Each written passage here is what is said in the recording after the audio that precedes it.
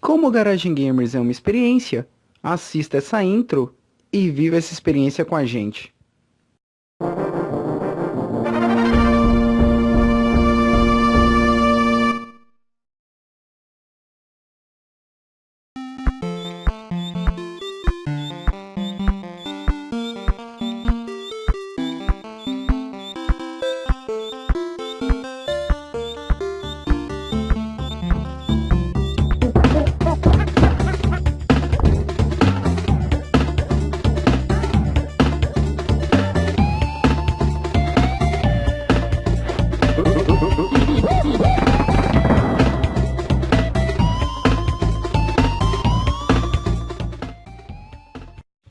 Salve, salve, Jedi do videogame! Eu sou o Arlan Wake e a primeira coisa que eu tenho a falar sobre o Donkey Kong é: quem não tinha o cartucho original se lascava pra virar o Donkey Kong. O cara tinha que deixar o Super Nintendo ligado pra jogar no outro dia e torcia pra mãe nos ligar o videogame ou não faltar energia. Era muito foda essa época. Donkey Kong Country DK, o Donkey Kong 1, que era como eu chamava na época, foi criado pela Grand Rare em 1994 e até hoje é considerado um ótimo jogo.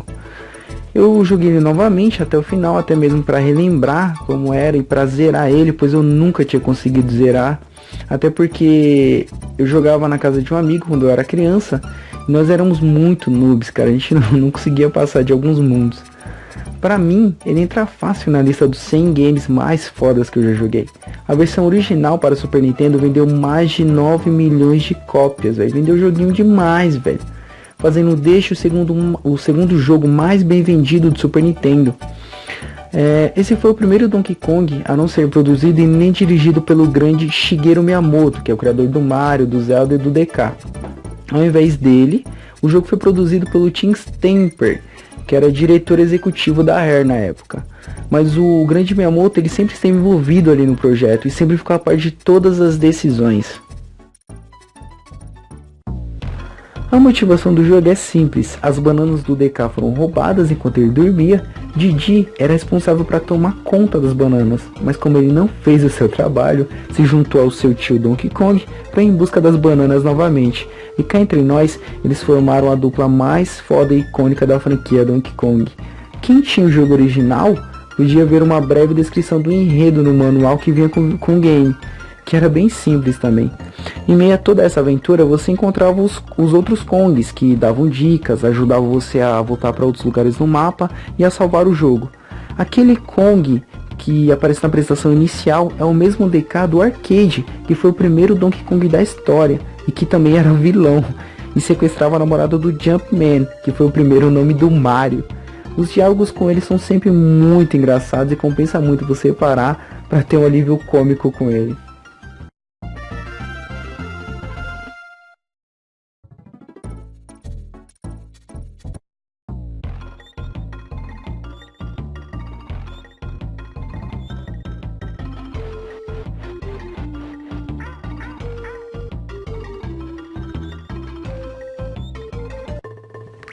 Em Donkey Kong Country, você passa por 40 fases diferentes e vai recuperando as bananas que foram roubadas. Cada fase possui um tema único e consiste em variadas tarefas como nadar, correr em vagonetas, se lançar em barris ou se agitar entre cipós. Para derrotar um inimigo, o jogador pode rolar e saltar sobre ele, ou mesmo bater no chão, que é um movimento único e reservado apenas ao Donkey Kong. Porém, alguns inimigos eles não são derrotados dessa maneira, exigindo que o jogador arremesse um barril ou use a ajuda de um animal. Os inimigos variam de dificuldade, tipicamente se tornando mais complicado ao decorrer do jogo. É possível também obter mais vidas colecionando itens distribuídos no decorrer das fases, tais como bananas, as famosas letras, balões vermelhos de vida extra e moedas douradas, que abrem caminho a fases de bônus. Há também várias passagens secretas que levam a jogos de bônus, onde o jogador pode ganhar vidas adicionais ou outros itens. Uma coisa muito foda é que, diferente de Mario e Luigi, que são exatamente iguais nos jogos, no Donkey Kong cada personagem tem seus movimentos únicos.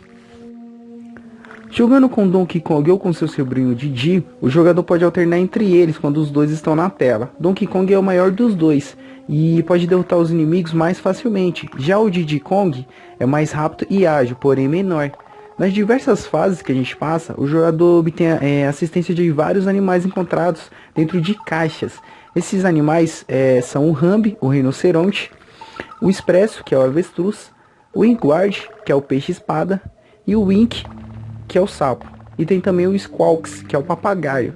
Cada animal é encontrado em uma fase de tema apropriado. Por exemplo, o Ingward ele só pode ser encontrado nas fases subaquáticas, que são as melhores na minha opinião. Enquanto o Squawks só pode ser visto nas cavernas. Alguns desses animais eles servem para acessar as fases de bônus que não podem ser acessadas sem a ajuda deles. Vou falar sobre os modos de jogos, pois muita gente não entendia como funcionava cada um deles, que você escolhe bem no início. O jogo pode ser jogado solo ou por 2 jogadores. No modo para 2 jogadores, há 2 modos de jogos, que é o concurso e o equipe. No modo concurso, os jogadores alternam entre rodadas para terminar cada fase mais rápido possível. O objetivo é simples, é concluir o maior número de fases em menos tempo. Já em equipe, os jogadores jogam cooperativamente, cada um controlando um personagem, pois de acordo com o manual de instruções, essa era a melhor maneira de se jogar o jogo ao lado de jogadores inexperientes. O jogo foi revolucionário em ser um dos primeiros jogos entre os principais sistemas de videogame da época a utilizar gráficos pré-modelados em 3D. Era uma técnica visual que foi utilizada também no jogo Killer Instinct da Rare. Mais tarde, vários jogos também passaram a utilizar o 3D pré-modelado com objetos em 3D completo. Um exemplo, Resident Evil.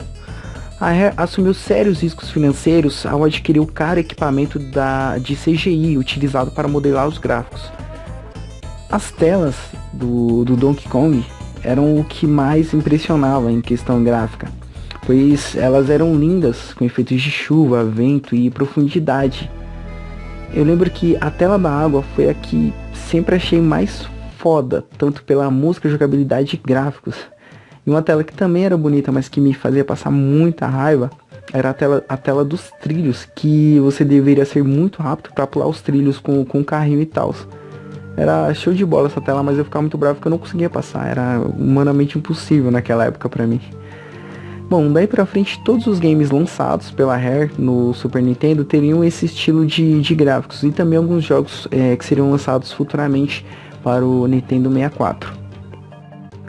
Eu me lembro que na época que eu vi a primeira vez, eu pirei, velho. Eu achei muito foda aquilo. Tipo, era um jogo 3D em uma plataforma de cartucho. E aquilo pra gente na época era uma novidade. Era um bagulho que você olhava e falava, puta, não acredito que isso tá rodando no Super Nintendo.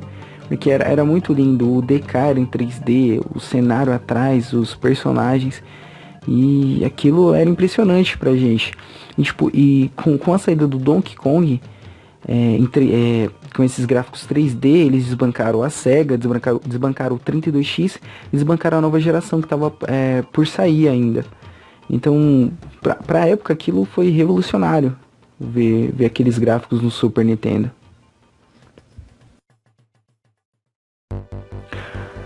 Trilha sonora.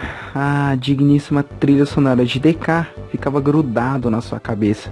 Era muito bem feita e as melodias eram muito fodas.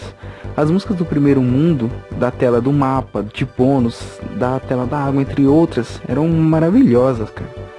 Uma que já me deixava em choque assim que eu escutava de cara era a música dos Chefs, que era umas batidas mais fortes, com um toquinho mais tenso no fundo.